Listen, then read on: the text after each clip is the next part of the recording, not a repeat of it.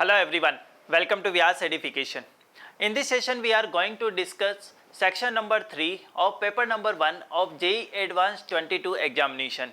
Clear? So इस session में हम देखने वाले हैं बेटा from question number 15 to question number 18 that is related to matching list sets. Yes, so now we are going to discuss all the questions that is asked in section number 3 of paper number 1. So are you ready? So let's start. So dear student, now we are going to discuss question number 15 of paper number 1 section number 3. Clear? In this question it is given a small circular loop of area A and resistance R is fixed on a horizontal xy plane with the center of loop always on the axis and kept on a long solenoid. Okay, fine. The solenoid has m turns per unit length and it carries a current I counterclockwise as shown in a figure. Okay, fine. The magnetic field due to solenoid is n cape direction. List 1 gives you here the direction, or we can say n cape in terms of I cape and j cape, and list 2 provides you the value of a torque. This is acting here. Yes or no? Now we have to match here, match column. Clear? So match the column question we have. Now listen carefully. अच्छा बेटा, यहाँ पे ये समझते हैं पहले कि concept क्या है और कैसे इस क्वेश्चन को सॉल्व करना है। यहाँ पे आपको बोला है कि आपके पास एक सर्कुलर रिंग है, ये एक सर्कुलर रिंग है, ठीक है। और इस सर्कुलर रिंग की अगर हम बात करें तो ये एक्स वाई प्लेन में रखी हुई है। तो एक्स वाई प्लेन में है बेटा, जैसे मान लेते हैं कि ये एक्स प्लेन है, ये इसका वाई हो गया, तो इसका जो एरिया वेक्टर है वो किस में होगा बेटा? जेड डायरेक्शन में। बोलो क्लियर? अच्छा, उसके बाद यहाँ पे आपको दिया है कि जो बी वेक्टर यानी मैग्नेटिक फील्ड की डायरेक्शन जो है वो एन केप की डायरेक्शन है, ये आपको क्वेश्चन में गिवन है। ओके फाइन, तो हम करेंगे क्या? देखो बेटा, पहले हम यहाँ बी वेक्टर को वेक्टर फॉर्म में, मतलब बी को मैग्नेटिक फील्ड को वेक्टर फॉर्म में लिखेंगे। मैग्नीट्यूड ऑफ मैग्नेटिक फील्ड हमें पता है, सोलेनॉइड के एक्सिस पे मैग्नेटिक फील्ड होता है म्यू नॉट एम आई, जहाँ पे एम क्या है? Number of turns per unit length. Clear? अच्छा, तो हमें यहाँ पता लग जाएगा कि बी जो है वो टाइम के साथ कैसे चेंज हो रहा है। अगर हमें ये क्लियर है कि बी टाइम के साथ कैसे चेंज हो रहा है, तो वहां से हम क्या निकाल लेंगे? फाई। पहले निकालेंगे मैग्नेटिक फ्लक्स, कैसे मैग्नेटिक फ्लक्स जो है वो कितना है, यहाँ तक ठीक। अगर मैग्नेटिक फ्लक्स टाइम के साथ चेंज होता है तो हम बोलेंगे कि यहाँ पे इंड्यूस ईएमएफ जनरेट होगा। क्यों? E equal to D phi by D T. अगर E हमें पता लग गया तो हम करंट निकाल देंगे, क्योंकि ये तो एक सर्कुलर कॉइल है। या सुनो, तो I हमारे पास आ गया। I आने से हमें मैग्नेटिक मोमेंट पता लग गया। मैग्नेटिक मोमेंट हमें पता लग गया तो हम टॉर्क निकाल देंगे M क्रॉस B से, और जैसे टॉर्क निकला तो हम कहेंगे कि यहाँ पे हमारा आंसर आ गया। बोलो क्लियर है? तो अगर ये प्रोसेस आपके माइंड में है तो you can easily solve this question. Clear? तो चलिए बेटा एक बार बोर्ड पर देखते हैं कि क्या है क्वेश्चन। ठीक है, कंसंट्रेट। देखिए बेटा, स्टार्ट करते हैं। हम कहाँ से स्टार्ट करें? सबसे पहले मैं स्टार्ट करता हूँ बेटा बी से।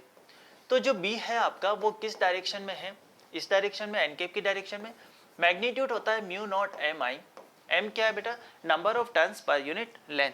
अच्छा, इसकी डायरेक्शन जो है वो क्या है? अंडर रूट टू, यहाँ पर आ जाएगा this is sine of omega T, this is I cap, plus यहाँ पे हो जाएगा cos of omega T, this is K cap. Important है।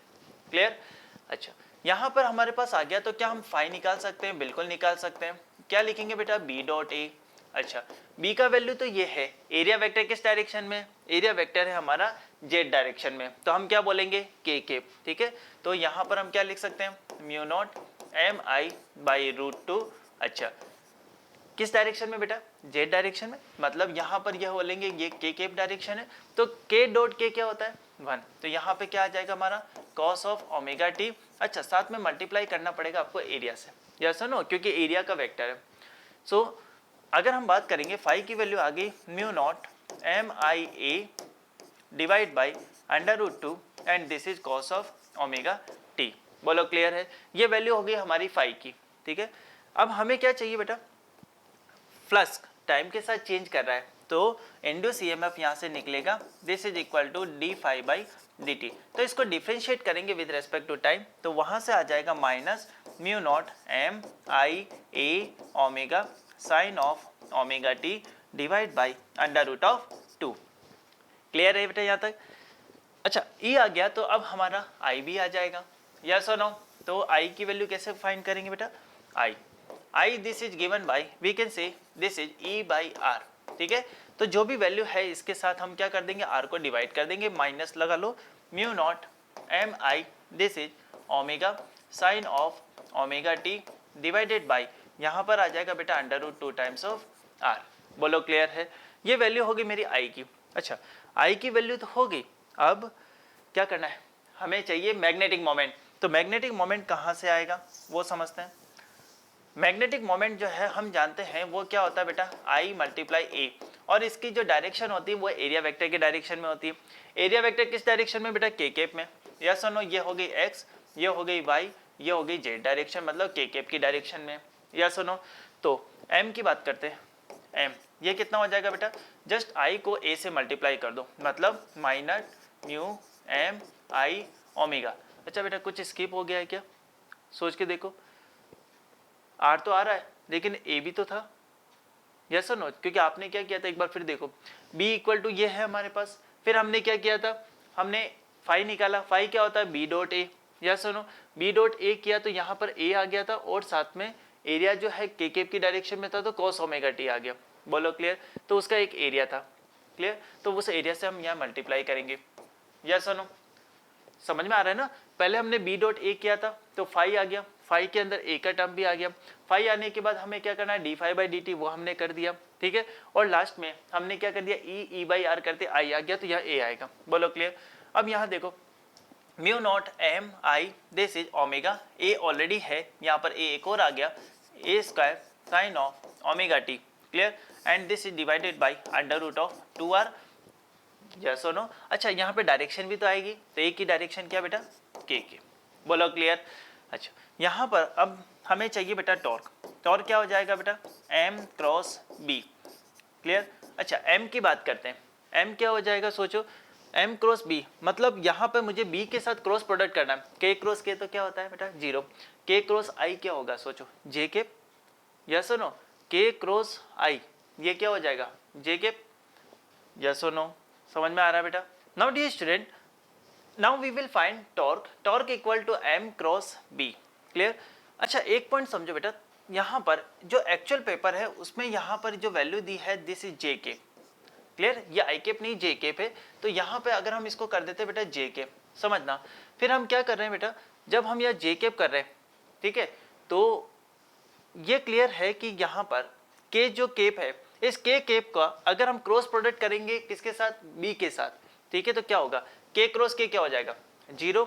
अच्छा, के क्रॉस जे, समझना, के क्रॉस जे, के क्रॉस जे क्या होता है माइनस आई, तो हम यहाँ पे पहले मैग्नीट्यूड लिख लेते हैं। मैग्नीट्यूड क्या होगा बेटा, सोचो, mu nought square M square I square, ठीक है। उसके बाद क्या आ जाएगा बेटा, ओमेगा तो ऑलरेडी है, यहाँ पर ए स्क्वायर डिवाइड बाई, यहाँ पर हो गया बेटा 2r, ठीक है, साइन ओमेगा टी, और यहाँ पर क्या आने वाला बेटा, इसके साथ साइन ओमेगा टी, तो साइन स्क्वायर ओमेगा टी। बोलो क्लियर। के क्रॉस जे, के क्रॉस जे क्या हो जाएगा माइनस आई, क्लियर बेटा, यहाँ तक समझ में आया। अच्छा, अब यहाँ समझो, mu square I square M square A square omega by 2r, mu square M square I square omega this is A square divide by 2r, इसको क्या लिख सकते हैं, ए लिख सकते हैं, क्वेश्चन में गिवन है, ठीक है।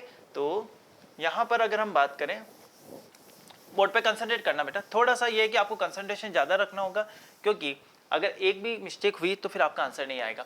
तो torque this is equal to, यहाँ पे माइनस भी तो था, या सुनो, चलिए, तो यहाँ पे हम ऐसा लिख सकते हैं, ठीक है, यहाँ पर हम क्या करेंगे, माइनस है, तो यहाँ पर क्या आ जाएगा बेटा माइनस, या सुनो, माइनस लिख रहे हैं, और साथ साथ में यहाँ पर वैल्यू आ जाएगी A, this is what, sine square omega T, और यहाँ पर आ जाएगा बेटा आई के। बोलो क्लियर।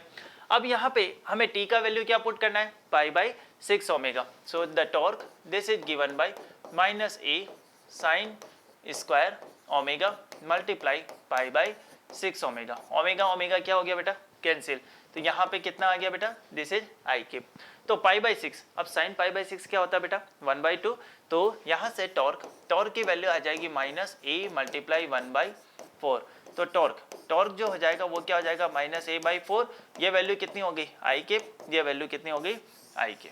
बोलो क्लियर है, यस और नो। तो कौन सा ऑप्शन करेक्ट है बेटा, यहाँ से हमें दिख रहा है कि ऑप्शन नंबर क्यू करेक्ट है।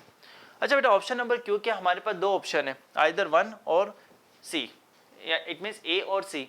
अगर हम सेकंड की बात करें, सेकंड पी सेम है, थर्ड एस सेम है। इसका मतलब हमें सेकंड और थर्ड तो चेक करना ही नहीं है, हमें डायरेक्ट क्या चेक करना बेटा, फोर्थ नंबर। ठीक है, चलिए बेटा फोर्थ नंबर के पास चलते हैं। नाउ लिसन, अगर फोर्थ नंबर की हम बात करते हैं तो वहां पे हमारे पास ये है, तो पहले हम बी लिखेंगे बेटा। बी कितना हो जाएगा, म्यू नॉट एम आई, ये तो हो गया हमारा ये।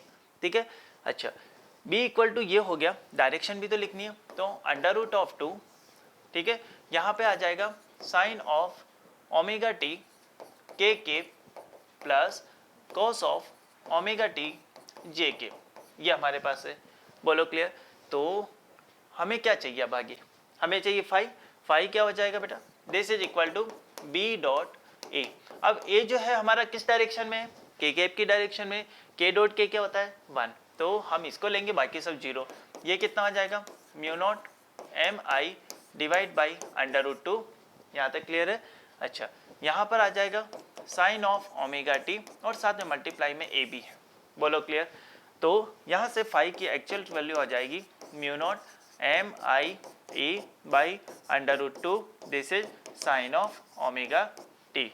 बोलो क्लियर है या सुनो। अच्छा, फाई आ गया बेटा, फाई टाइम के साथ चेंज कर रहा है, जैसे इसका मतलब हम कहेंगे यहाँ पर ई आएगा, ई कितना हो जाएगा बेटा, D phi by D T.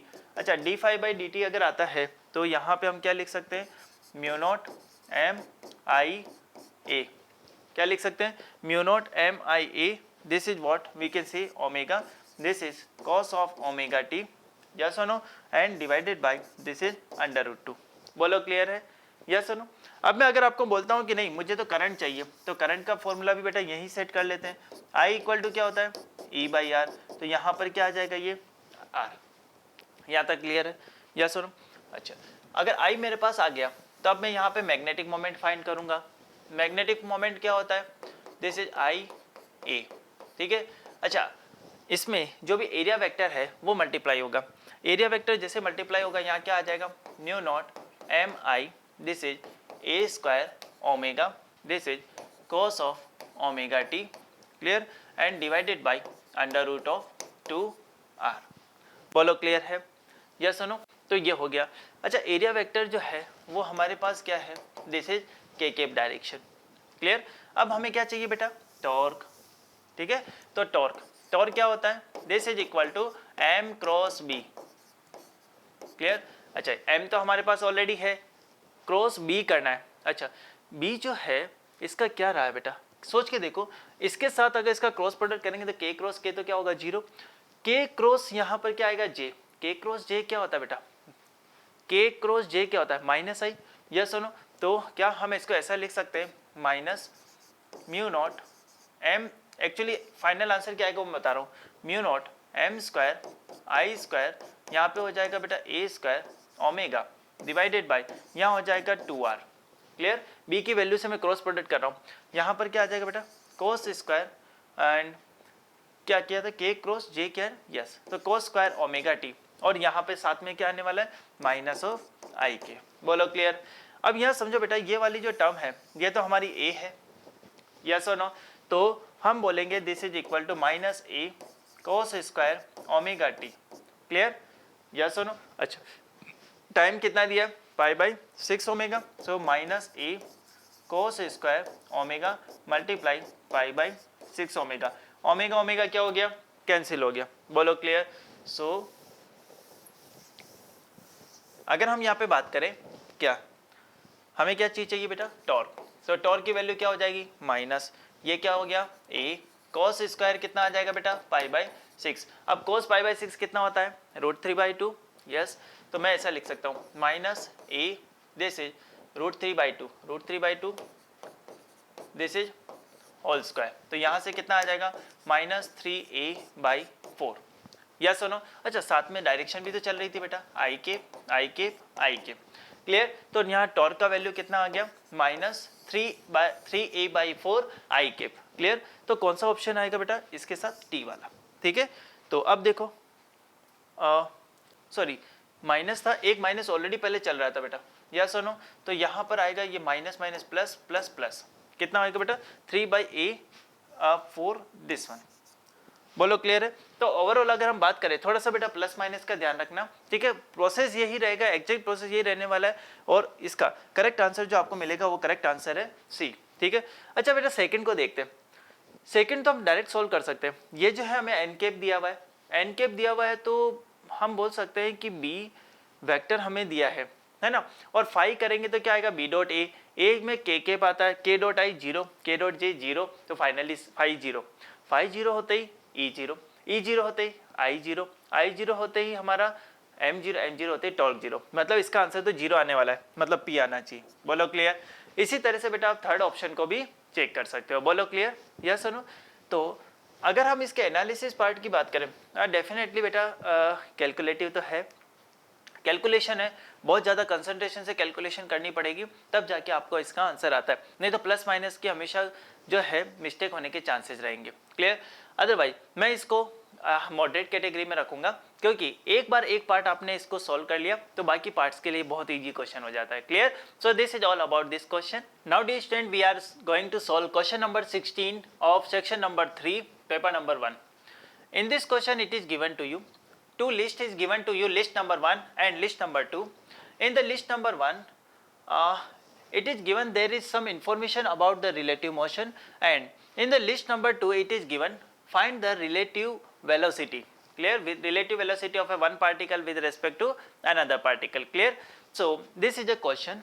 Clear. So first we are going to discuss, in a list we have total 4 statement and we can say 4 sub parts, and now we will match each part with other list number 2. मतलब हमें करना क्या है, हर list में बेटा एक question होगा, उस क्वेश्चन से हमें कोई आंसर फाइंड करना है, और वो आंसर क्या, रिलेटिव वेलोसिटी हमें निकालनी है, और वो उसका मैग्नीट्यूड इनमें से कौन सा है वो हमें टिक करना है। ठीक है, जो भी होगा उसमें से हमें ऑप्शंस को चूज करना है। बोलो क्लियर है। So now we are going to discuss this question, concentrate.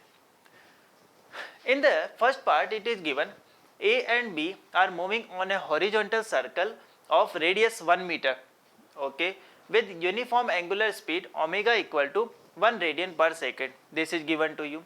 The initial angular position of A and B at time t equal to 0 and theta equal to pi by 2 respectively. This is given you in a figure. और हमें ये बताना है कि t equal to pi by 3 पे इनके position में relative velocity, मतलब इनके बीच में रिलेटिव वेलोसिटी क्या होगी। क्लियर बेटा। चलिए कंसंट्रेट करें स्क्रीन पर। देखो बेटा, ये जो पोजीशन दी है आपको ए और बी पार्टिकल की, ये t इक्वल टू 0 पर दिया है, यहाँ पे भी t इक्वल टू 0। अब हम देखते हैं बेटा कि हमारा ओमेगा अगर फिक्स है तो हम जानते हैं थीटा इक्वल टू क्या होता है, ओमेगा टी। अगर मैं आपको बोलता हूँ कि t equal to pi by 3 second, यही तो दिया था आपको। देखो t इक्वल टू कब दिया बेटा, पाई by 3 second. So pi by 3 second पर अगर मुझे ये फाइंड करना है कि इनकी पोजीशन क्या होगी, तो मैं जानता हूँ क्या लिखूंगा, theta equal to omega T, मतलब ये पाई बाय 3 एंगल पर होंगे। यस और no. So this is the position. तो मैं ये बोलूँगा कि मेरा ए जो है वो यहाँ आ जाएगा, और simultaneously at the same time B जो है मेरा यहाँ चला गया। ठीक है, ये एंगल मुझे पता है कितना है बेटा, पाई बाय 3, और ये एंगल भी मेरा कितना है, पाई बाय 3। तो अभी आप बेटा ऑब्जर्व करोगे कि अगर हम इसकी वेलोसिटी वी ए लेते हैं और इसकी वेलोसिटी वी बी लेते हैं, इनके बीच में अभी भी एंगल कितना है बेटा, 90 डिग्री। क्लियर है। तो मैं ये बोल सकता हूँ इनके बीच में जो एंगल आएगा वो 90। अब एक बार इसकी टेंजेंशियल वेलोसिटी इनको हम जो है कैलकुलेट कर लेते हैं। V A this should be equal to omega A, B equal to are omega होता है। यस और नो, सर्कुलर मोशन में ये अप्लाई कर सकते हैं। आर का वैल्यू कितना है, 1। अच्छा, ओमेगा ए ये कितना दिया बेटा, 1। तो यहाँ पर हम बोलेंगे this is equal to 1 metre per second. अब अगर बात करें दोनों के लिए तो यूनिफॉर्म एंगुलर वेलोसिटी है और रेडियस भी दोनों के लिए सेम है, तो V B this should be also 1 metre per second. बोलो क्लियर है। तो वी ए और वी बी ये दोनों हमारे क्या हो गए बेटा, सेम। ठीक है, तो अब हमें क्या चाहिए, relative velocity of B with respect to A और relative velocity of B with respect to A. मतलब हम ये चाहते हैं कि हमें इनका रिजल्टेंट मिल जाए। तो रिजल्टेंट कहाँ से आ जाएगा बेटा, सोच के देखो। यहाँ पर रिजल्टेंट निकालना है तो कैसे आएगा बेटा, या तो एक मेथड है कि इनको वेक्टर्स में ब्रेक करो और वेक्टर में ब्रेक करने के बाद आप वैल्यू को फाइंड करो, एक तो ये है। या फिर हम कुछ ऐसा भी तो कर सकते हैं, under root of V A square plus V B square plus 2 V A V B. अच्छा बेटा इसका मैं एक और इजी मेथड बताता हूँ, इससे नहीं करते। देखो बेटा ये क्लियर है कि टी टाइम के बाद जब ओमेगा सेम था तो इनके बीच में एंगल तो है वो 90 है और वो हमेशा 90 बना रहेगा। तो इसका मतलब मैं अगर इनिशियल जो पोजीशन है वहां से भी कैलकुलेट कर लेता तो भी रिलेटिव वेलोसिटी सेम आती। या सुनो, तो इनिशियल से चलो हम कैलकुलेट करते हैं। मैं कहता हूँ वी इनिशियल, ये बेटा किस डायरेक्शन में, जेड डायरेक्शन में, और इसकी वैल्यू कितनी थी, वी ए जे के। बोलो क्लियर, ये वेक्टर में। अगर फाइनल वेलोसिटी की हम बात करते हैं तो फाइनल वेलोसिटी क्या बेटा, माइनस एक्स डायरेक्शन में, यहाँ पर आ जाएगा B B, this is minus I के। क्लियर। अब मैं आपको पूछता relative velocity of A with respect to मुझे बी बताओ। ठीक है, यहाँ पे इसको वी ए कर दो। ठीक है, ये बी है। ठीक है, ये बी हो गया। तो relative velocity of A with respect to B हमें चाहिए, तो relative velocity of A minus relative velocity of B. Clear. ये कितना हो गया बेटा, relative velocity of A, this is V A, this is जे के, माइनस यहाँ पे कितना आ जाएगा, माइनस वी बी आई के। बोलो क्लियर। तो इन दोनों को अगर हम ऐड करें, ठीक है, तो यहाँ क्या मिलने वाला है, देखो वी ए और वी बी दोनों का वैल्यू सेम है, तो मैं डायरेक्ट लिख रहा हूँ, यहाँ पर आ जाएगा मेरा जे के प्लस आई के। तो ये हमें वेक्टर फॉर्म में मिल गया। हमें क्या चाहिए बेटा, मैग्नीट्यूड चाहिए। तो मैग्नीट्यूड कैसे निकाल सकते हैं, listen. So magnitude of A with respect to B we can calculate like this. अब देखो बेटा दोनों है, तो इसका कैसे निकालेंगे, under root of 1 square plus 1 square, this should be equal to under root of 2। Clear. तो इसका मतलब अंडर रूट 2 जो है वो हमारा ऑप्शन होगा। तो फर्स्ट जो है वो एस से रिलेटेड है, मतलब मैं कहूँगा या तो बी हो सकता है या सी हो सकता है। क्लियर है बेटा। अब देखो फोर्थ को चेक मत करो, क्योंकि जो फोर्थ वाला पार्ट है उसमें आर आंसर आएगा। ठीक है, तो जो फोर्थ आएगा तब हम देखेंगे, लेकिन उससे पहले हमें दूसरे चेक करने पड़ेंगे। ठीक है, थर्ड और सेकंड दोनों में से हमें एक चेक करना पड़ेगा। अब अगर मान लो ऐसा हुआ एग्जाम में कि आपने सेकंड पार्ट करने लगे और आपसे नहीं हुआ, तो छोड़ो कोई बात नहीं, आप थर्ड चेक कर लो। अगर थर्ड चेक करके आपको आंसर मिल जाता है तो आपका तो काम हो गया, आपको तो ऑप्शन टिक करना है। या सुनो, चलिए बेटा, लेकिन हम तो सारा जो पार्ट्स को है वो डिस्कस करेंगे। क्लियर। अब हम यहाँ बात करने जा रहे हैं बेटा पार्ट नंबर 2, प्रोजेक्टाइल ए और बी, जो कि आपको यहाँ पे डायग्राम में दिखाए गए है ना। It is fired at time t equal to 0 and position is given to you like this. Clear. With the same speed, इसका स्पीड आपको गिवन है, ओके, एंड 45 डिग्री पे हमने इनको फायर किया। ठीक है, इनिशियल सेपरेशन जो है वो इतनी ज़्यादा है कि ये कभी भी कोलाइड नहीं करते। हमें बताना है इनकी बीच में रिलेटिव वेलोसिटी कितनी होगी, कब, at time t equal to π/3 second. Yes और नो। So now concentrate. बहुत लॉजिक वाला क्वेश्चन है बेटा, इस चीज़ को समझना।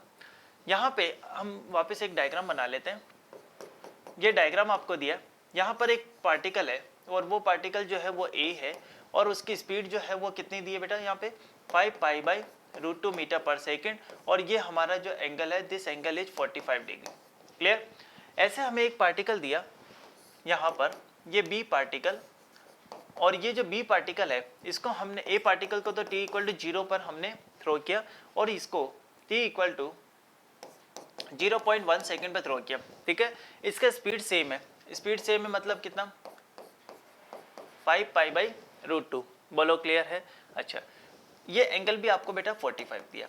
हमें बताना है t इक्वल टू π/3 सेकेंड के बाद इनके बीच की रिलेटिव वेलोसिटी क्या होगी। मैं आपको बोलूँगा बेटा इस क्वेश्चन को वेक्टर से सोल्व करें। ठीक है। अच्छा, इसके दो कंपोनेंट कर लेते हैं। एक कंपोनेंट क्या आ जाएगा बेटा, अब थोड़ा सा कैलकुलेशन फास्ट करेंगे, 5π/√2 ये एंड कोस 45 आएगा, तो यहाँ पर कितना हो जाएगा बेटा 5π/2, और यहाँ पर ये भी क्या आ जाएगा 5π/2। बोलो क्लियर है। तो अगर हम यहाँ पे बात करें, ये VA इसकी इनिशियल वेलोसिटी है। ठीक है बेटा, इनिशियल ये कितना आ जाएगा 5π/2 IK प्लस 5π/2 JK। बोलो क्लियर। लेकिन हमें तो चाहिए बेटा π/3 सेकेंड के बाद। यस और नो। तो अब आप समझो बेटा, हॉरिजॉन्टल वेलोसिटी में तो कोई फर्क नहीं पड़ेगा because this is projectile, but vertical अगर वेलोसिटी की बात करेंगे तो एक्सीलरेशन ड्यू टू ग्रेविटी के कारण से इसकी वेलोसिटी चेंज हो जाएगी। तो अगर हम after t equal to π/3 second के बाद अगर हम देखें तो इसकी हमें स्पीड कितना नजर आएगी बेटा, वो समझते हैं। After t equal to π/3 second. Clear. Now so we can write like this VA। Clear. Horizontal में तो कोई चेंज होने वाला नहीं है, पाई बाई 2 आई के प्लस। अब देखो यहाँ पे हम लगाएंगे v equal to u plus a t, तो इनिशियल जो u है वो कितना है बेटा 5 पाई बाई 2 प्लस। क्लियर, अब प्लस तो आएगा नहीं, यहाँ पे माइनस लेना पड़ेगा। g का वैल्यू 10 है। अच्छा टाइम कितना है बेटा पाई बाई 3, बोलो क्लियर है। सो 5 pi by 2 minus G T, ये सब हो गया। और ये कौन सी डायरेक्शन में, जे डायरेक्शन में। यहाँ कितना आ जाएगा 5 पाई बाई 2 आई के प्लस, एलसीएम कितना आएगा बेटा 6। क्लियर, यहाँ कितना हो जाएगा 3, this is 15 pi minus this is 10 pi and this is जे के, बोलो क्लियर। सो यहाँ पर हम लिखेंगे 5 pi by 2 this is I के प्लस, यहाँ पर आ जाएगा 5 पाई बाई 6 जे के। तो हमारे लिए ये इंपॉर्टेंट है, ठीक है। Velocity in a vector form of a particle a after t equal to pi by 3 second, बोलो क्लियर या सुनो। तो अब इस सबको हटा के मैं यहाँ पर इस वैल्यू को लिखूंगा क्योंकि ये वैल्यू हमारे लिए इंपॉर्टेंट है, ठीक है। तो इसको कहाँ लिख देते हैं, यहाँ लिख देता हूँ, velocity of a after time t equal to pi by 3 second. इसको याद रखना कितना है बेटा 5 पाई बाई 2 आई के plus this is 5 pi by 6 जे के, बोलो क्लियर। अब आगे समझते हैं। अब हम किसकी बात करते हैं बेटा, बी की बात करते हैं, है ना। तो बी के भी दो कंपोनेंट करो, बी के भी दो कंपोनेंट होंगे। इस डायरेक्शन में क्या आएगा बेटा 5 पाई बाई रूट 2 कॉस 45, तो यहाँ आ जाएगा 5 पाई बाई 2, ठीक है। इस डायरेक्शन में भी 5 पाई बाई 2। तो अगर हम बात करें तो ये तो नेगेटिव एक्स डायरेक्शन में और ये पॉजिटिव वाई डायरेक्शन में, लेकिन हमें क्या चाहिए बेटा t equal to pi by 3 second पे चाहिए। कोई बात नहीं, ऐसा लिख लेते हैं वी बी। अब देखो बेटा वी बी कैसे लिखा जाएगा, बहुत ध्यान से समझना बेटा। यहाँ पर ये तो नेगेटिव डायरेक्शन में, so minus pi by 2 I के प्लस, अब देखो इनिशियल वेलोसिटी कितना बेटा 5 pi by 2, so 5 pi by 2 minus G का वैल्यू बेटा ये, t का वैल्यू कितना लेंगे। अब स्टूडेंट यहाँ मिस्टेक करते हैं, वो लिखते हैं पाई बाई 3, लेकिन आप ये ध्यान रखो बेटा ये t इक्वल टू 0.1 सेकेंड पे हमने थ्रो किया, तो मल्टीप्लाई होगा पाई बाई 3 माइनस 0.1, बोलो क्लियर है या सुनो। तो यहाँ पर वैल्यू आ जाएगी माइनस 5 बाई 2 आई के प्लस, ये वैल्यू कितना है बेटा ध्यान से समझो, दिस इज 5 पाई बाई 2, इसको 10 से मल्टीप्लाई कर दो 10 प्लस ये हो गया 1। क्लियर बेटा।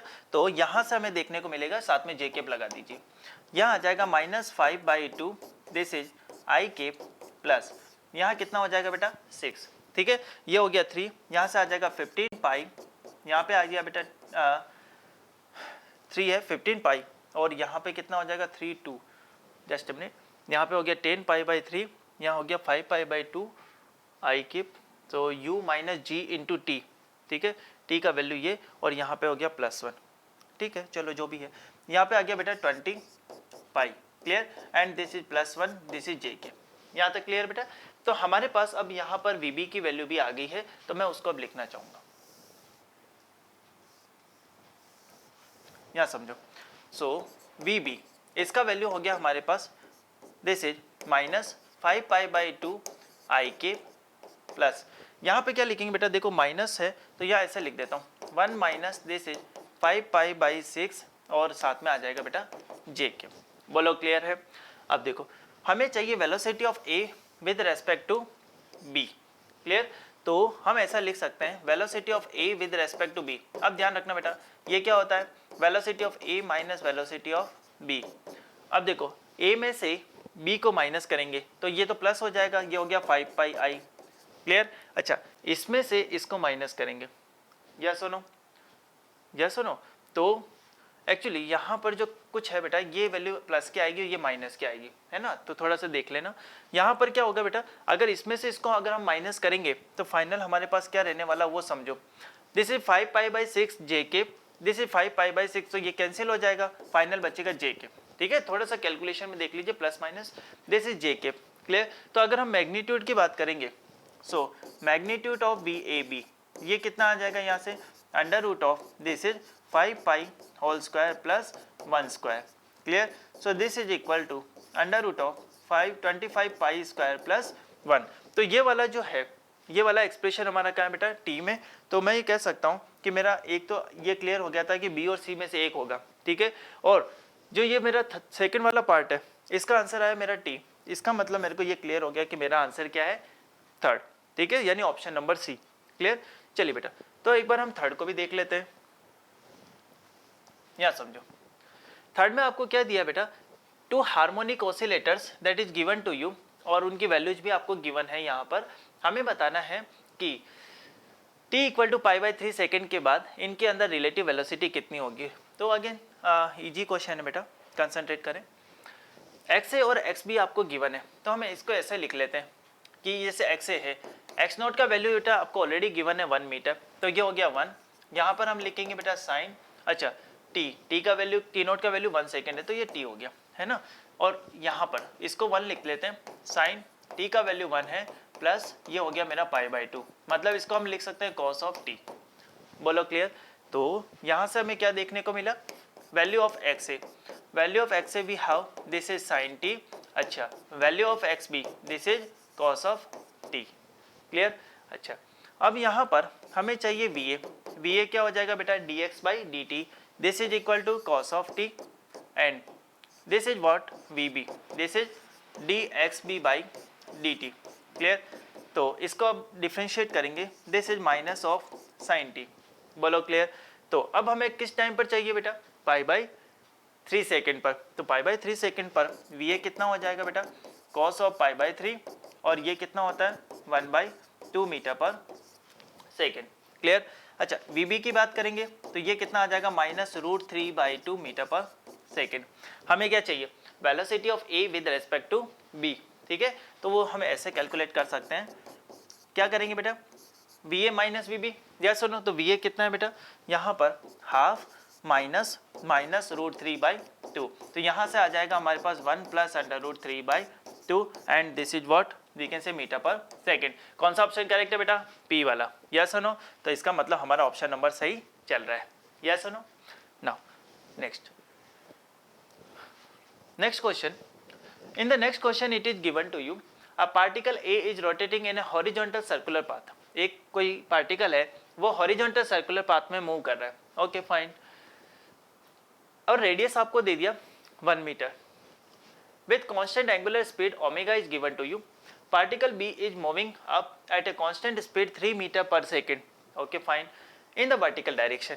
हमें बताना है कि कौन सा पार्टिकल है। देखो बेटा बिल्कुल ध्यान से समझो, इसको हम कैसे लिख सकते हैं। अगर हम यहाँ पे बात करें वीबी की, तो वीबी तो है मेरे को क्लियर है, दिस इज 3j के, ठीक है। अब आप समझो ये जो पार्टिकल है ए वाला पार्टिकल, अगर हम इसकी वी ए लिखेंगे, v a equal to are omega, r की वैल्यू 1 है, ओमेगा भी 1 है, तो जो भी है ये 1 मीटर पर सेकेंड से आएगा। अगर हम देखें बेटा वी ए और वी बी दोनों क्या है, एक दूसरे के परपेंडिकुलर, या सुनो, अच्छा परपेंडिकुलर तो है, लेकिन हमें क्या चाहिए बेटा, रिलेटिव वेलोसिटी। तो एक काम करते हैं, किसी भी इंस्टेंट पे मान लेते हैं कि अभी ये कहाँ जा रहा है, नेगेटिव एक्स डायरेक्शन में, तो ये आ जाएगा -ik। क्लियर। और वी बी ये कितना है, this is 3j। If we find velocity of A with respect to B, तो कैसे लिखेंगे, velocity of A with respect to B, this is given by V A minus we can say this is V B. Clear. So ये कितना हो जाएगा बेटा, -i, this is -3j। Clear है। तो अगर इसका मैग्नीट्यूड फाइंड करें, so how can we find magnitude, velocity of A with respect to B, this is given by √(-1 square plus -3 square. Clear. तो यहाँ से हमें देखने को मिलेगा 1 + 9, दिस इज इक्वल टू √10। अब √10 वाला ऑप्शन कौन सा है, आर। क्लियर है बेटा। तो अब आई थिंक आपको क्लियर हो गया होगा कि ऑप्शन नंबर सी जो है इसके लिए करेक्ट है। क्लियर है। नाउ चलिए बेटा थोड़ा सा एनालिसिस कर लेते हैं इसका, डिफिकल्टी एनालिसिस। सो अगर मैं बात करूं क्या ये फॉर्मूला बेस्ड था, हाँ कुछ जगह कुछ हमने स्मॉल फॉर्मूले यूज किए, क्या और मोर देन 1 चैप्टर्स का यूज किया, बिल्कुल किया था। क्या ट्रिकी थे, हाँ कुछ क्वेश्चन ट्रिकी थे बेटा, अगर आप टाइम को ध्यान नहीं दोगे तो वहाँ पे आपकी मिस्टेक हो सकती है, ठीक है। उसके अलावा कैलकुलेशन, अरे बेटा हर पार्ट जो है वो एक पर्टिकुलर क्वेश्चन ही है, ठीक है, तो डेफिनेटली आपको कैलकुलेशन तो करनी पड़ेगी, बट अगर आप स्मार्टली वर्क करते हो स्मार्टली वर्क करते हो इसका मतलब आपने पहले फर्स्ट ऑप्शन चेक किया, 2 को एलिमिनेट कर दिया। यस, उनमें भी जो सब पार्ट है वहाँ पे आपको 2 क्वेश्चन नहीं करने पड़ेंगे, तो थोड़ा सा स्मार्टली वर्क करोगे तो यहाँ आप इजीली बहुत जल्दी इन क्वेश्चंस को सॉल्व कर सकते हो। Clear to everyone? सो अगर मैं बात करूँ तो मैं इस क्वेश्चन को हाँ मॉडरेट से डिफिकल्ट लेवल में रखूंगा, लेकिन हाँ moderate category is perfect one. Clear? Yes और no? So this is all about this question. So now student, we are going to discuss question number 17 in section number 3 paper number 1. Clear? In this question it is given some thermodynamic processes is given to you in list number 1, and in the list number 2 the total change in internal energy is given to you. Clear? So now what is our objective in this question? In this question we will analyze the given situation and then we will calculate here change in internal energy. Clear? So now we are going to discuss one by one. Listen carefully. In question number 1 it is given 10 to the power minus 3 kilogram of water at 100 degrees Celsius is steam at the same temperature and the pressure of 10 to the power 5 Pascal. Find the volume of the system changes from 10 to the power minus 6 meter cube to 10 to the power minus 3 meter cube. Clear? In the process. So latent heat of water is also given to you. Our objective here is to calculate change in internal energy. So actually how can we solve this question? We know first law of thermodynamics, delta Q equal to delta U plus delta W. Clear to everyone? So we can write like this, delta U, this should be equal to delta Q minus delta W. So delta Q equal to means what? We can say total amount of heat. So now we can say this is a phase change process. Clear? phase change हो रहा है. अगर phase change हो रहा है तो हम क्या लिखेंगे? 2250 kilo joule per kilogram multiply, अच्छा कितना मास है? This is 10 to the power minus 3 kilogram. Clear to everyone? Minus, अच्छा अगर वर्क डन की बात करते हैं बेटा तो हमें पता है कि यहाँ पर प्रेशर जो है वो क्या है? कांस्टेंट. तो यहाँ हम लिख सकते हैं P, this is delta V. Clear to you? So now we can write like this, delta U, this should be equal to 2250 into, we can see we have here actual volume, this is what, m times of delta L. Yes or no? So this is 10 to the power minus 3 minus, okay, value of pressure this is given to you, pressure value is given 10 to the power 5 Pascal. So 10 to the power 5 Pascal, and change in volume we can say 10 to the power minus the changes from 10 to the power minus 6 to 10 to the power minus 3. So this one. Clear to everyone? So now we can see from here we can find change in internal energy. So we can say this is 2.250 minus, this is 10 to the power 5, or if you multiply you can say this is 100 minus we can say 1 by 10. Yes or no? So we can say this is equal to 2.250 minus. Clear? Because all the answer is given to in kilojoule. Clear? So you can directly say like this, this is 225 kilojoule per kilogram. Clear? Here we have 10 to the power 3, this one. So we can convert, okay, we can convert here in the kilojoule also. So we can write like this, this is what, pressure 10 to the power, or we can say this is 100 kilopascal because 10 to the power 5 Pascal we have. Yes or no? So this is 100, and change in volume, this is equal to 10 to the power minus 3 to 10 to the power minus 6. Clear?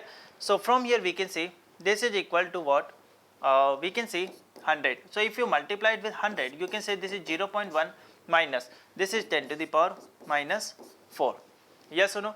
So you can say this is 0.1 plus 10 to the power minus 4. So approximately you can find this is 2.215. Clear? So we can say 2.215, this is kilojoule.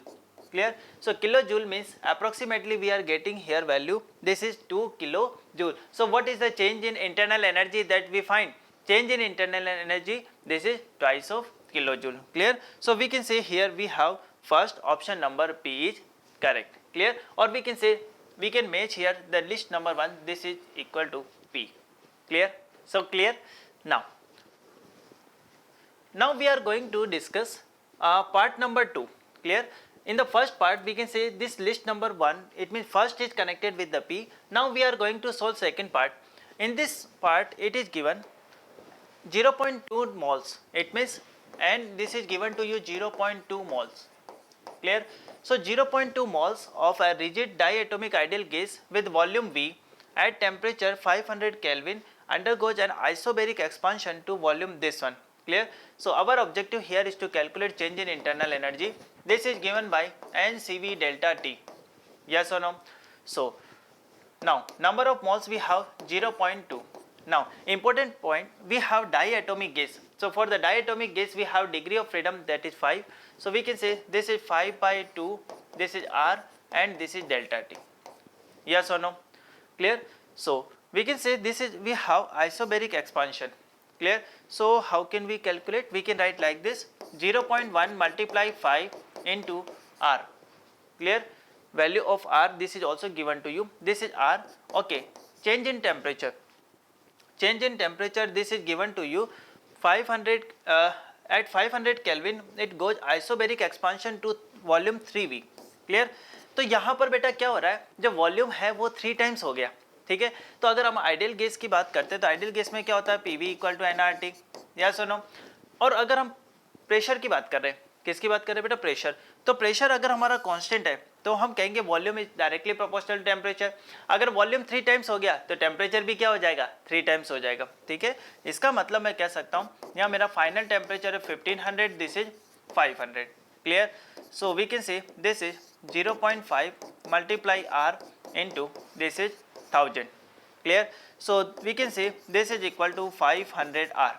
Clear? R का value कितना दिया बेटा, 8 joule per mole kelvin. So we can write like this 500 into we can say this is 8, so this is 4000 we can say joule. Clear? So if we convert this in kilojoule we can say option number we can say R is correct. Clear? So from here we can say we will connect this one P and this one is related to R. So एक तो हो गया बेटा P, first का P, second का क्या हो गया, R हो गया. बोलो क्लियर है? Now we are going to discuss part number 3. In this part it is given 1 mole of a monoatomic ideal gas is compressed adiabatically from volume 1 by 3 meter cube and pressure 2 kilopascal to volume V by 8. Clear? तो यहाँ पे हमें क्या चाहिए बेटा, change in internal energy. This is given bye NCV delta T. Clear? N का value कितना है 1, दिस इज CV. अच्छा डेल्टा T, डेल्टा T को क्या लिखेंगे बेटा, this is T1 minus T2. Clear? अब देखो टेम्परेचर की इन्फॉर्मेशन हमें गिवन नहीं है तो हम क्या लिख सकते हैं, this is equal to CV. अच्छा कौन सी गैस है बेटा, monoatomic. So we can write like this is 3/2 R T1 minus R T2. Clear है? So we can write like this, this is 3/2, this is P1 V1 minus P2 V2. Clear? अच्छा so we can write like this, this is 3/2. अच्छा P1 कितना बेटा, V1. सो हम कह सकते हैं कि अगर V हमारा कितना बेटा 1/3 तो हमारा प्रेशर है 2. यस और नो? अच्छा P2 की बात करते हैं. ठीक है, P2 कैसे आएगा बेटा, हम जानते हैं P1 V1 power gamma, this should be equal to P2 V2 power gamma. Clear? अच्छा तो P1 की वैल्यू 2, V1 is 1/3 power gamma, this should be equal to P2, this is 1/24. How can I write, because this is V/8. Clear? So 1/24. So P2/2 this should be equal to we can say 24/3 power gamma. अच्छा बेटा gamma की value क्या होने वाली है, ठीक है, monoatomic gas है, मोनोएटॉमिक गैस है यानी 5/3 है तो इसको हम क्या लिख सकते हैं, we can write like this P2/2 this should be equal to we can say 8 means 2 cube multiply 5/3. यहाँ से यहाँ क्या हो गया, cancel. Clear? P2/2 this should be equal to 2 power 5. Clear? So P2 की वैल्यू कितनी आ गई बेटा यहाँ से, 64 किलो पास्कल. क्लियर? सो यहाँ से हम बोल सकते हैं कि P2 जो है हमारा क्या है बेटा, 64. बोलो क्लियर? यस और नो? अब समझो यहाँ पे हमने लिख दिया बेटा 64. अच्छा वॉल्यूम कितना हो गया बेटा, 1/24. ठीक है, तो इसको अगर हम देखें यहाँ पे अगर हम टेम्परेचर की बात करें तो इसका मतलब टेम्परेचर बढ़ गया होगा क्योंकि यहाँ नेगेटिव वैल्यू आएगी, लेकिन हम यहाँ वैल्यू लिख सकते हैं 2/3 माइनस ये क्या हो जाएगा बेटा, इसको हम कैंसिल 8 से कट करते हैं, 8/3. यस और नो? ये कितना हो गया बेटा, -6/3, दिस इज इक्वल टू -2, यहाँ से आ गया -3 किलो जूल. यस और नो? तो इसका आंसर क्या होने वाला है, that is the answer T. Clear? तो यहाँ पे थर्ड को अगर हम मैच करेंगे तो वो किससे होगा बेटा, टी से मैच होगा। बोलो क्लियर। तो फर्स्ट को किससे मैच कर चुके हम, पी से, सेकंड हमारा हो चुका है बेटा आर, और थर्ड हमारा क्या हो गया, टी। क्लियर। तो यहाँ से क्लियर हो रहा है कि हमारा कौन सा ऑप्शन करेक्ट है, option number c. Clear. Yes, actually here we have one more part, and this part it is given 3 mole of a diatomic ideal gas whose molecules can vibrate is given 9 kilojoule of heat and undergoes isobaric expansion। हमें दिया है तो isobaric expansion है, तो change in internal energy का क्या करेंगे बताओ। चेंज इन इंटरनल एनर्जी जो होती है बेटा वो क्या होता है, एन यहाँ पर आ जाएगा बेटा CpdT। यस और नो, ठीक है। या फिर इसको आप ऐसे समझो, क्योंकि चेंज इन इंटरनल एनर्जी जो होती है वो कांस्टेंट वॉल्यूम पे होती है, सो NCV डेल्टा टी। बोलो क्लियर, यस और नो। सो यहाँ पे लिख सकते हैं delta u equal to NCV delta t. Clear. अच्छा, एन की बात करते हैं, कितने मोल दिए बेटा, एन, CV को यहीं रहने दो और अभी डेल्टा टी भी यहीं रहने दो। यहाँ पे आपको बोला कि ये जो मॉलिक्यूल है ये वाइब्रेट कर रहा है 9 किलो जूल ऑफ हीट जो है अंडरगोज आइसोबेरिक एक्सपांशन। ठीक है, तो अब हम क्या करें, आइसोबेरिक एक्सपांशन है, ठीक है। आइसोबेरिक एक्सपांशन के लिए क्या हम ये लगा सकते हैं बेटा, Q equal to NCP delta T, yes और नो। तो हम यहाँ से डेल्टा टी की वैल्यू को पिक कर लेंगे, ये कितना है, this is 9 kilo joule, this should be equal to number of moles we have 3, this is CP and this is delta T. Yes, so यहाँ से हम डेल्टा टी की वैल्यू कितनी आ जाएगी बेटा, 3 divide by this is CP, yes और no. अब ये डेल्टा टी की वैल्यू को हम कहाँ पुट करने वाले, यहाँ 3CV मल्टीप्लाई 3 बाई CP। बोलो क्लियर। सो यहाँ पे अब हम कह सकते हैं, इसको हम बोलेंगे this is equal to 3, we can write like this 3 by CP, so this is equal to CV by CP। अब CV बाई CP ये क्या होता है बेटा, 1 by gamma, so this is 1 by gamma. अब गामा की वैल्यू हमें निकालनी है, गामा क्या होता है बेटा, this is equal to 1 plus 2 by f. अच्छा, यहाँ पे वाइब्रेट कर रहा है बेटा, वाइब्रेट कर रहा है तो गैस कौन सी, पहले तो ये समझो डायएटॉमिक, और फिर वाइब्रेट भी कर रहा है, तो इसकी डिग्री ऑफ फ्रीडम कितनी होगी, 7। तो 1 plus 2 by 7 this is equal to 9 by 7। Clear. तो 9 बाई 7 को हम यहाँ पे पुट करेंगे, ठीक है। तो यहाँ से हमारा क्या आ जाएगा, delta u this is equal to 9 into 1 by 9 into 7। Clear. और यहाँ पे हमारा आंसर हो जाएगा 7 किलो जूल, यस और नो। सो इसका आंसर है हमारा 7 किलो जूल, मतलब fourth is related to Q, yes और नो। तो अगर मैं बात करूँ बेटा कौन सा ऑप्शन करेक्ट है, option number c is correct. Clear. Now if you look for the analysis part, so analysis part में बात करें तो यस, क्या डायरेक्टली थ्योरी और फॉर्मूले पे बेस्ड था, हाँ एक फॉर्मूला था उसका हमने यूज किया था, based on more than 1 chapter, it is based on more than 1 chapter, तो नहीं एक ही चैप्टर से काम हो गया था। तो अगर मैं ओवरऑल बात करूँ इस क्वेश्चन के बारे में तो मॉडरेट लेवल का क्वेश्चन है, ठीक है, और इजी टू मॉडरेट लेवल के क्वेश्चन है, और I will give here rating 5 out of 10। Clear? So this is all about this question. Now dear student, we are going to discuss question number 18 from paper number 1 section number 3. Clear? Now in this question it is given list 1 contains 4 combination of lenses 1 and 2 whose focal length is given in a centimeter, that is indicated on a diagram. In all the cases object is placed 20 centimeter from first lens on the left and the distance between two lenses is 5 centimeter. Okay. अब हमें बताना है कि यहाँ पर आपको एक diagram दिया जाएगा, ऑब्जेक्ट की पोजीशन दी जाएगी, फोकल लेंथ गिवन होगी, और आपको बस ये कैलकुलेट करके बताना है कि जो इमेज है उसकी पोजीशन क्या, मतलब हमें रे डायग्राम भी नहीं बताना, हमें इमेज का नेचर भी नहीं बताना है, हमें केवल उसकी पोजीशन बतानी है कि इमेज कहाँ बनेगी। क्लियर है। अच्छा, एक बात और अच्छी बात है, यहाँ पर जो भी फोकल लेंथ है बेटा वो प्लस माइनस का ऑलरेडी गिवन है, इसका मतलब हमें केवल फॉर्मूला यहाँ पे पुट करना है और हमें डायरेक्ट आंसर निकालना है। बोलो clear. So now we are going to discuss first number 1 part. Clear? अब समझो बेटा यहाँ पर ऑब्जेक्ट जो है वो 20 सेंटीमीटर पे रखा है इस कॉन्वेक्स लेंस से, ठीक है। तो यहाँ पे हम फॉर्मूला लगाएंगे 1/v minus 1/u, this should be equal to 1/f। Clear. अच्छा, 1/v माइनस 1/ दिस इज -20। क्यों? क्योंकि लाइट रे जिस डायरेक्शन से आती है अगर हम उसके अपोजिट डिस्टेंसेज मेजर कर रहे हैं we will take it negative and this should be equal to 1/10। Clear? So we can write like this 1/v, this should be equal to 1/10 ये हो गया -1/20, so this is equal to 20, 2 minus 1, 1/v equal to 1/20 and v equal to this is 20। Yes और no? मतलब मैं ये कह सकता हूँ इस कॉन्वेक्स लेंस से राइट डायरेक्शन में 20 सेंटीमीटर के ऊपर मुझे इमेज नजर आएगी। यस, 20 का मतलब क्या हो गया बेटा 5, तो ये हो गया।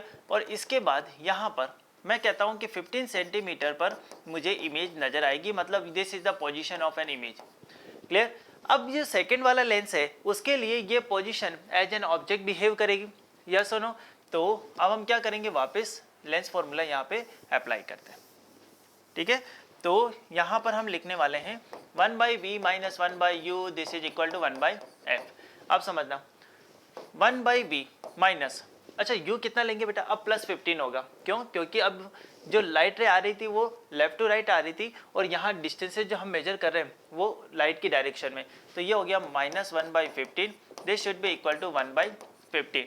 सो 1/v this should be equal to 1/15 plus 1/15। Clear? So यहाँ पे लिख सकते हैं 1/v this should be 2/15। So v का वैल्यू कितना हो गया बेटा 7.5। Clear? And this is centimetre. मतलब जो हमें इमेज नजर आएगी, क्लियर, वो इमेज नजर आएगी इस वाले लेंस से 7.5 सेंटीमीटर। क्लियर?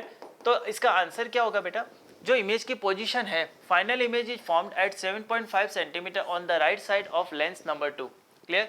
तो लेंस 2 के राइट साइड में हमें नजर आने वाली है, तो डेफिनेटली फर्स्ट का आंसर जो है वो P है। मतलब मैं ये कह सकता हूँ मेरा ऑप्शन नंबर या तो A होगा या C होगा। बोलो क्लियर है?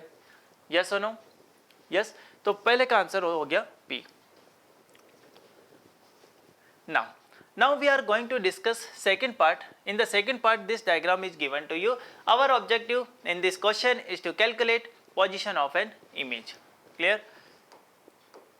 अब समझो, यहाँ पर अगर हमें पोजीशन जो है वो मेंशन करनी है, ठीक है, पोजीशन मेंशन करनी है, तो उसके लिए वही बेटा वापस हम क्या लगाने वाले हैं, 1/v minus 1/u equal to 1/f। Clear? So we can write like this 1/ let's suppose v1 minus 1 upon, ये क्या आएगा बेटा negative, this is -20, this should be equal to 1/10। So 1/v1 this should be equal to 1/20 plus 1/10 and this is equal to 20, so this is 3। Clear? यहाँ से हम बोलेंगे yes, this is clear to you. So 1/20 that will be minus this side. Yes, clear? तो यहाँ से हमारा कितना आ जाएगा बेटा, ये हो गया 20, दिस इज -1 प्लस 2, तो यहाँ से आ जाएगा 1/20। क्लियर? और we can say this is equal to 20 centimetre. Clear? 20 centimetre जो है मेरी इसकी पोजीशन है। तो यहाँ से अगर हम बात करेंगे तो राइट साइड में कितना होगा 20 सेंटीमीटर। क्लियर? तो ये डिस्टेंस कितनी गिवन है 5 सेंटीमीटर, तो राइट साइड में कितना हो गया 15 सेंटीमीटर। क्लियर? तो अगर हम पोजीशन बात करें, इमेज की पोजीशन हमें कहाँ नजर आने वाली है, तो मैं कहूँगा कि इस कॉन्केव लेंस से 15 सेंटीमीटर की डिस्टेंस पे मेरे को इमेज नजर आएगी, मतलब यहाँ मान लियो। ठीक है? अब ये इमेज इस कॉन्केव लेंस के लिए एज एन ऑब्जेक्ट बिहेव करेगी। So we can write like this 1/v minus 1/u this should be equal to 1/f। Clear? तो यहाँ पर हम बात करते हैं 1/v2 माइनस 1 अपॉन, अब ये क्या हो जाएगा बेटा प्लस में, this should be equal to 1 upon -10। Already बेटा आपको फोकल लेंथ माइनस की गिवन है, और नहीं भी दी होती तो भी हम समझ सकते थे कि कॉन्केव लेंस है, तो in the concave lens light ray is actually going opposite to the direction of the focal length distance. Clear? So 1/v2 this should be equal to 1/15 minus 1/10। Clear? ये हो गया 30, this is 2 minus 3, this is -1/30। Clear? तो V2 की value आ गई बेटा -30 centimetre. ये minus क्या इंडिकेट कर रहा है, माइनस ये इंडिकेट कर रहा है कि इसकी इमेज जो है इधर बनेगी टुवर्ड्स लेफ्ट। क्लियर? तो यहाँ पे क्या -30 सेंटीमीटर है क्या, देखो final image is formed eight 30 centimetre on the left side of lens. Clear? तो यानी सेकंड का जो आंसर आने वाला है वो आएगा R। क्लियर? सो फर्स्ट का तो क्या हो गया बेटा P, सेकंड का हो गया R। ठीक है? इसका मतलब डायरेक्टली क्लियर है, हमारा ऑप्शन तो टिक हो गया, ऑप्शन नंबर A। बोलो क्लियर? चलिए अब आते हैं बेटा थर्ड नंबर पे। थर्ड नंबर के लिए हमें ये डायग्राम दिया है और हमें बताना है कि इमेज की पोजीशन क्या होगी। क्लियर? Now listen carefully. अब वापस हम क्या करते हैं बेटा, यहाँ पर अप्लाई करते हैं 1/v minus 1/u this should be equal to 1/f। Clear है? सो 1/v, अच्छा 1 by V1 minus 1 by U, U कितना हो गया -20, this should be equal to 1 by this is 10, so 1 by V1 this should be equal to 1 by 10, ये कितना हो गया 1 by 20, this is equal to 20, तो 2 माइनस 1, क्लियर। तो यहाँ से आगे बेटा 1 by V1 this should be equal to, समझ में तो आ रहा है बेटा, U के लिए मैंने नेगेटिव, F मेरा क्या है ऑलरेडी पॉजिटिव, तो यहाँ पर वैल्यू कितनी हो गई, ये प्लस तो ये माइनस हो गया, यहाँ पे आ गया 1 बाई 20, तो यहाँ से V1 का वैल्यू आ गया 20 सेंटीमीटर। बोलो क्लियर है, यस और नो। अब देखो 20 सेंटीमीटर का मतलब वापस मुझे इमेज कहीं इस पोजीशन पे मिलने वाली है, यहाँ से कितना डिस्टेंस होगा, दिस इज 15 सेंटीमीटर, और यही इमेज हमारे इस लेंस के लिए कैसा बिहेव करेगी, एज एन ऑब्जेक्ट।